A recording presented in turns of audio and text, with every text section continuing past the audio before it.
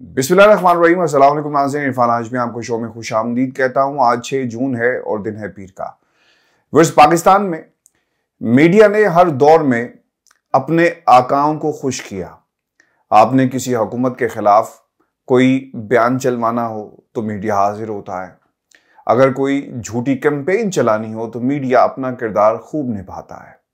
अगर किसी को झूठा साबित करना हो तो मीडिया यकतरफा रिपोर्टिंग करेगा और उस शख्स को झूठा साबित कर दिया जाएगा। अगर आपने जो गिरी हुई हुकूमत हो उसके खिलाफ माजी के ऐसे मुकदमात निकाल कर सामने लाने हो जिसमें वन साइडेड वर्जन हो तो मीडिया ये भी किरदार खूब निभाएगा। और अगर आपने किसी को ये साबित करना हो कि ये गद्दार वतन है, बागी है, मीडिया उसको बागी भी साबित करेगा। पाकिस्तान का ये मीडिया हमेशा से किसी ना किसी का अलाकार बना रहा, चाहे वो आमरीत का दौर हो या फिर मुल्क के अंदर नाम नेहाद जमहूरियत हो। ये किरदार हमेशा से पाकिस्तान के मीडिया ने बखूबी निभाया है। और हमने ये भी देखा कि हुकूमत वक्त ने इश्तिहारात के नाम के ऊपर मीडिया को ब्लैकमेल भी किया। मीडिया का जो गला है वो दबाने की कोशिश भी की गई। लेकिन पिछले कुछ बरसों में मीडिया का किरदार गैर जानिबदार, अगर हम लफ्ज इस्तेमाल करें, वैसा नहीं है। ये जानिबदार है, किसी न किसी की बात करता है, किसी न किसी की कबीले का राग लापता है, आहें भरता है या फिर दम भरता है। ये दोनों चीजें साथ साथ चल रही हैं पाकिस्तान के मीडिया के अंदर। व्यूअर्स, पिछले कुछ दिनों के अंदर एक टीवी चैनल के पास जो खबरें पाकिस्तान की आवाम तक पहुंचाई जाती हैं उसमें अगर किसी ताकतवर हलके ने कोई बयान देना हो तब भी वहां पर एक तज्जियाती रिपोर्ट की शक्ल में वो खबर आपको वहां पर मिलेगी। मिसाल के तौर पर हमने माजी के अंदर देखा DGI SPR ने अगर कोई बयान जारी करना होता तो खुद आ जाते, लेकिन अब बयान नहीं आते, अब खबरें नहीं आती। पाकिस्तान की सियासत से फौज को दूर रखा जाए, इस बयान के बाद खबरें और प्रेस कॉन्फ्रेंसेस ISPR की तरफ से वैसी नहीं होती। पाकिस्तान के एक टेलीविजन चैनल और फिर ऑब्वियसली एक सहाफ़ी अंसार अब्बासी साहब हैं, उनकी खबर और वो ज़राए से दिफाई ज़राए करके वो लिखते हैं और उस खबर को कोई चैलेंज भी नहीं करता, क्योंकि जिन्होंने खबर लगवाई है या जिन्होंने दी है वो क्यों कर चैलेंज करेंगे। खान साहब सवाल करते हैं कि बताया जाए न्यूट्रल क्यों रहे, और फिर दूसरी तरफ से जवाब आ जाता है कि हमें मत घसीटा जाए, हम न्यूट्रल ही रहेंगे।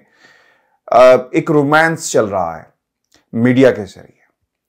अब इसी मीडिया ने, यानी पाकिस्तान के मीडिया ने, एक और खबर जो लगाई गई, और इस खबर में इंटरेस्टिंग फैक्ट ये है कि जो पाकिस्तान तहरीक इंसाफ के अंदर की सिचुएशन है, इसे झूठा साबित करने के लिए, यानी सिचुएशन जो नजर आ रही है वो कुछ और है और अंदर यानी पाकिस्तान तहरीक इंसाफ के लोगों को झूठा साबित करने के लिए अब ये खबरें लग रही हैं। याद रखिएगा, पाकिस्तान के अंदर या दुनिया में कहीं पे भी जो सहाफत होती है एक बाय लाइन होगी, डेट लाइन होगी, नाम से छपती है, सोर्स बताया जाता है कि खबर किसकी है। कम से कम ये जरूर बताया जाता है कि फलां सहाफी ने खबर दी। अब उस पर मुनहसिर है कि वो अपने जो सोर्सेस हैं उन्हें कोट करे या ना करे, या ये कह सकता है कि उन्होंने अपना नाम ना बताने या जाहिर करने की शर्त पे हमारे से ये इंफॉर्मेशन शेयर की। हम भी करते हैं मुतातिद दफा। लंदन से मैंने जो इन्वेस्टिगेटिव स्टोरीज की, लोगों की जानों को वाकई खतरा था और वो समझते थे कि उनके खिलाफ प्रोसिक्यूशन हो सकती है, उनको अदालत ले जाया जा सकता है या फिर उनके लिए मुश्किल हालात पैदा किए जा सकते हैं पाकिस्तान के अंदर, क्योंकि वहां पे तो कोई कानून नहीं है ना, यहाँ पर तो है। लिहाजा उनका नाम सीगराज में रखा गया। आज एक खबर छपी है, ये जो मैं तमहीद बांधी है इसकी एक वजह है। एक खबर छपी और इस खबर में कहा गया कि इस्तीफों और बाइकॉट पर इख्तलाफात, PTI के अक्सर अरकान कौमी असम्बली में वापसी के ख्वाहां। अगर ये खबर दुरुस्त है, अच्छा पहले ये खबर मैं आपको सामने रखता हूं और फिर मैं इससे जुड़ी हुई कुछ चीजें भी आपके साथ शेयर करता हूं। वज़ीर-ए-आज़म इंतखाब के दौरान वोटिंग के अमल के बाइकॉट और इस्तीफों के मामले पर इख्तलाफात सामने आ गए। अब कहां से आए कोई पता नहीं। ज़राए कहते हैं जी, तहरीक इंसाफ के अरकान कौमी असम्बली ने सवालात उठाना शुरू कर दिए और इस्तीफों से मुतल्लिक पार्टी के फैसलों पर तहफ़्फ़ुज़ात का इजहार किया। ज़राए बताते हैं कि तहरीक इंसाफ के अक्सर अरकान कौमी असम्बली में वापसी के ख्वाहिशमंद है और अरकान ने मुतालबा किया है कि वोटिंग बाइकआउट इस्तीफों की तजवीज़ देने वाली शख्सियत को सामने लाया जाए। पार्टी को गलत मशवरे देकर सियासी साख को नुकसान पहुंचाया गया। हमें कौमी असम्बली में वापस जाकर हुकूमत को टाइम देना चाहिए। आमिर डोगर भी वोटिंग के बाइकआउट का मशवरा देने वाले से लाइल्म थे। आपको याद होगा पाकिस्तान में एक सोशल मीडिया के ऊपर एक टर्म बहुत पिछले कुछ 1-1.5 हफ्ते में बहुत ज्यादा इसका चर्चा हुआ और इमरान खान ने सबसे पहले ये लफ्ज इस्तेमाल किया कि मुल्क का चीफ एग्जीक्यूटिव मैं था, तो वो कौन था जिसे ही कह रहे थे। और फिर उसके बाद ट्रेंड्स भी चले और सवालात किए गए जिसे पाकिस्तान के ताकतवर हलकों ने कुछ इतना अच्छा पसंद नहीं किया। ये उसके मुकाबले में स्टोरी आई है कि वो शख्सियत कौन थी जिसने कहा कि जाना नहीं है। अरे वो शख्सियत इमरान खान थी। खान साहब का ये अपना फैसला था।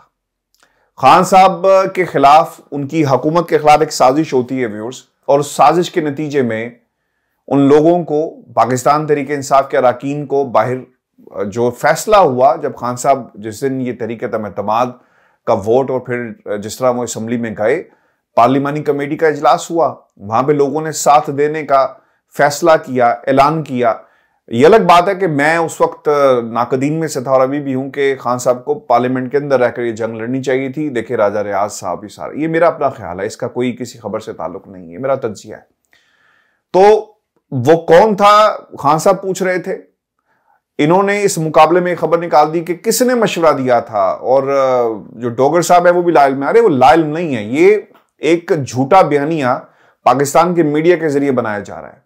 पहले आपके अंदर इतनी मॉरल करेज जरूर होनी चाहिए कि जिस सहाफी ने ये खबर दी उसका नाम छपे, और ये टेबल स्टोरी से ज्यादा नहीं है, किसी की फरमाइश हो सकती है।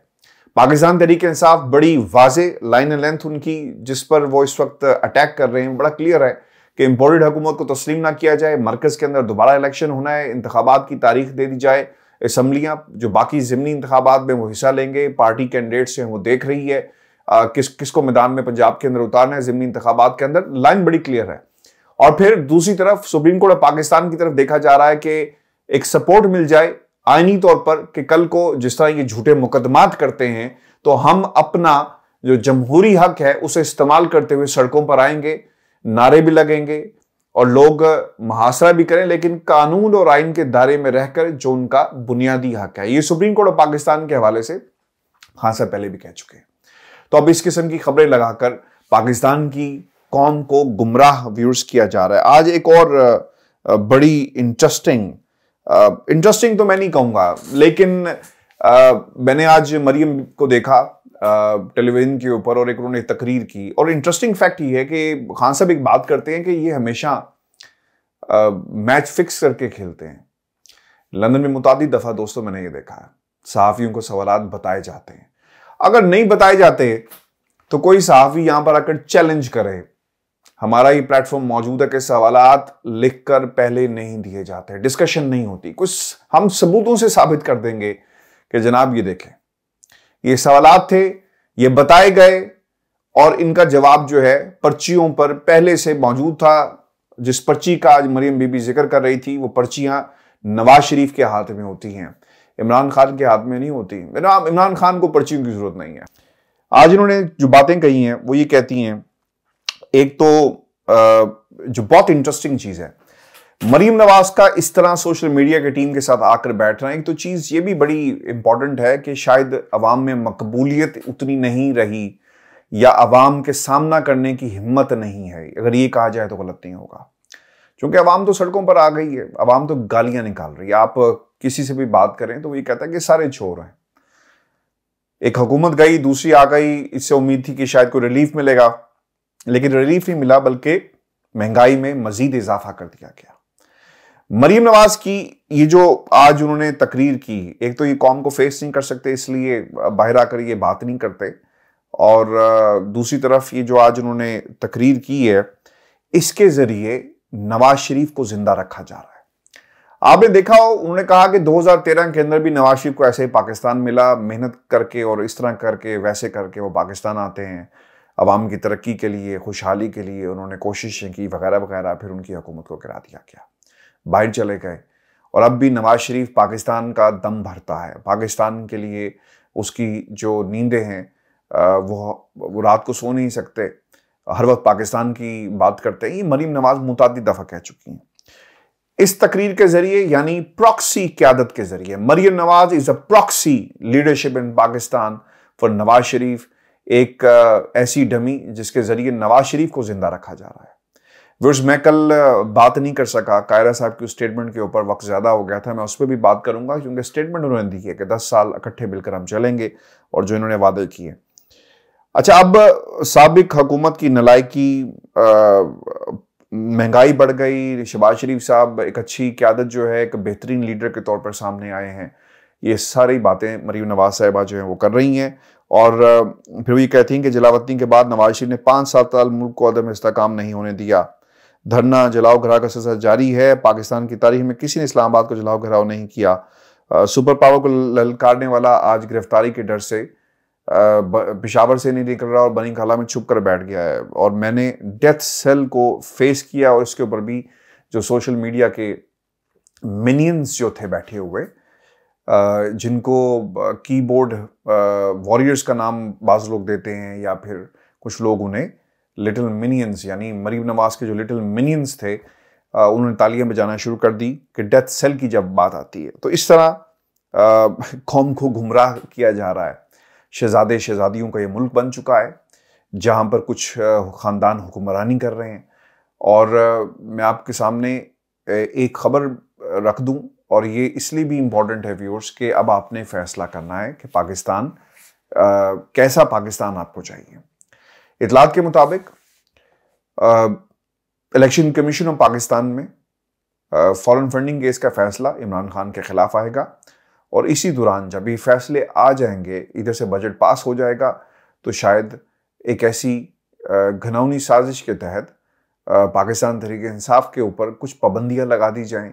शायद ये भी कहा जा सकता है कि आप नाम चेंज करें या फिर वो जो फंड है उसको वापस करें और जिसकी कोई टाइमलाइन मौजूद नहीं, जिसकी कोई मनी ट्रेल मौजूद नहीं है, और फिर कुछ जुर्माने कर दिए जाएंगे। और फिर ये भी मुमकिन है कि पाकिस्तान तहरीक इंसाफ के खिलाफ एक बयानिया बनाया जाए कि ये मुल्क दुश्मन जमात थी जिसकी फंडिंग बाहर से होती रही और इनको इलेक्शन में एक धचका देने की कोशिश की जाए।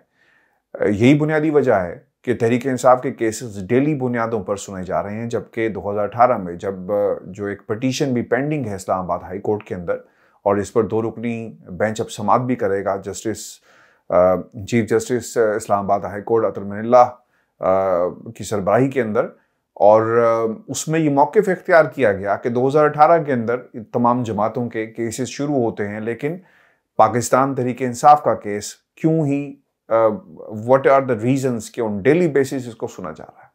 तो ये मौक़िफ़ इख्तियार किया गया। साजिश इसके अंदर ये है कि फैसला जल्द से जल्द करवाया जाए और फिर इसको पाकिस्तान तहरीक इंसाफ के खिलाफ इस्तेमाल किया जाए। फैसले अब कहाँ से हो रहे हैं? फैसले एक जगह से ही हो रहे हैं। और अब कौम को कोई शक नहीं है कि जो नारा लगा था वो कौन था, अब वो कौन है जो तमाम फैसले करवा रहा है। व्यूअर्स, एक जो स्टेटमेंट बड़ी इम्पॉर्टेंट थी कायरा साहब की, अब पाकिस्तान मुस्लिम लीग नून और तहरीक इंसाफ के खिलाफ पीपल्स पार्टी ने मिलकर ये फैसला किया कि 10 साल का एक अलायंस होगा, यानी दोनों हुक्मरान जमातें जो हैं वो इक़्तिदार में हमेशा रहेंगी। और इंटरेस्टिंग फैक्ट ये है कि एक इन्हें गोल्डन अपॉर्चुनिटी मिल चुकी है, एक विंडो नज़र आई है जिसमें अपने केसेस को ख़त्म करेंगे और इस निज़ाम में रहते हुए कवानीन को तब्दील करेंगे। आपने ब्रिगेडियर मुसद्दिक अब्बासी साहब का गालबन सुनी हुई बातें, तो वो मुतअद्दिद दफ़ा उन्होंने टीवी पे आकर भी कहा, और जितनी भी तरामीम की गई हैं उसमें बताया गया कि शिक 13 गालबन एक है जिसके तहत नवाज शरीफ की सज़ा जो है वो ख़त्म हो जाएगी, और फिर इसके अलावा जो बाहर से जो एफिडेविट और जो चीज़ें आई उसकी भी जो शहादत है शायद उसकी भी अहमियत ना रहे। तो कवानीन इसलिए बनाए जा रहे हैं, और मरियम का जो चेहरा है वो खुशी से हर वक्त आप जो खिला हुआ नज़र आपको जो आता है, उसकी बुनियादी वजह यह है कि शहजादे शहजादियों को बचाने के लिए जो गोहरे नायाब था वो आ चुका है, और ये गोहरे नायाब जो है वो पाकिस्तान की हुकूमत की शक्ल में, इम्पोर्टेड हुकूमत की शक्ल में मुसल्लत कर दिया गया है, और अब इनको इसी तरह फ़ायदे पहुँचेंगे। और ये गठजोड़ कायरा साहब ने जो कहा है वो गठजोड़ यही है कि अब तो हमारी तो वक्त पूरा हो गया, अब आने वाला वक्त जो है वो हमारे बच्चों का है, मरीम नवाज का है, जुनैद सफदर का है, कैप्टन सफदर का है, और बाकी पाकिस्तान पीपल्स पार्टी के ये जो दीगर मरूसी किरदार है इनका है। तो ये भी अलायंस साथ साथ चलेगा, और ये सूट करता है पाकिस्तान के ताकतवर हलकों को, क्योंकि गवर्नमेंट गिराना आसान होती है, गवर्नमेंट को लेफ्ट राइट करना आसान होता है। अगर एक पावरफुल गवर्नमेंट आ जाए विद अ 2/3 मेजोरिटी, क्या आप समझते हैं कितना आसान होगा उस गवर्नमेंट को हिलाना? वो गवर्नमेंट जिसके जो 4 पाए और उन 4 पाओं के ऊपर जो उधार के हों, उसको गिराना तो आसान होता है, उस कुर्सी को खींचना तो आसान होता है, लेकिन बड़ी गवर्नमेंट, जो मजबूत गवर्नमेंट हो, उसको गिराना मुश्किल हो जाता है। तो इसके ऊपर जो है व्यूअर्स, वो बाकायदा तौर पर काम जो है वो शुरू किया गया है और अब यही अलायंस आगे चलेगा। अक्टूबर आएगा, नवंबर गुजर जाएगा, फिर उसके बाद अब ये जून का महीना बजट भी आ जाएगा। अब इन्होंने उस वक्त तक इलेक्शन नहीं करवाने जब तक शहबाज शरीफ को ये तसल्ली ना हो जाए कि आइंदा इलेक्शन में वो भरपूर तरीके से जो है वो कामयाब होंगे और उन्हें कोई नहीं रोक सकेगा। व्यूअर्स, आज की हमारी वीडियो थी और बनीगाला के हवाले से भी आपको अपडेट करते चले। वहां पर पुलिस भी काफी बड़ी तादाद में मौजूद है और इसके साथ साथ पाकिस्तान तहरीक इंसाफ के वर्कर्स भी बहुत ज्यादा बड़ी तादाद में मौजूद हैं। कैंप उन्होंने लगा ली हैं और अगर किसी सूरत भी पुलिस आगे बढ़ती है तो यकीनन उनका रास्ता जो है वो रोकने की भरपूर तैयारी पाकिस्तान तहरीक इंसाफ की तरफ से की गई है। व्यूअर्स, आज का शो था हमारा। अपने कमेंट्स जरूर भेजिएगा, चैनल को जरूर सब्सक्राइब करें और ये सवाल भी करें मरियम से जहां भी आपको मौका मिले, and that is very important. कि कुछ अर्सा पहले उन्होंने एक जुमला कहा था कि मेरी एक सर्जरी होनी है जो पाकिस्तान में नहीं हो सकती। उस सर्जरी का ज़रूर हवाल बताएं कि वो सर्जरी कहाँ पे हुई भी कि नहीं हुई, या सिर्फ ये मुल्क से निकलने का एक बहाना था। इजाज़त दीजिए, अल्लाह ने के बाद।